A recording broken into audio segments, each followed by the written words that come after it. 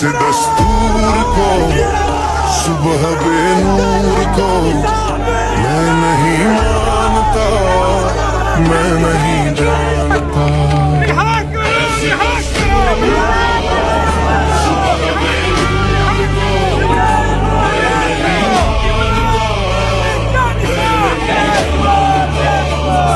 दीप जिसका महलात ही में जले, चंद लोगों की खुशियों को लेकर चले, वो जो सामने हर मसलहत के पले। ऐसे दस्तूर को सुबह बेनूर को मैं नहीं मानता।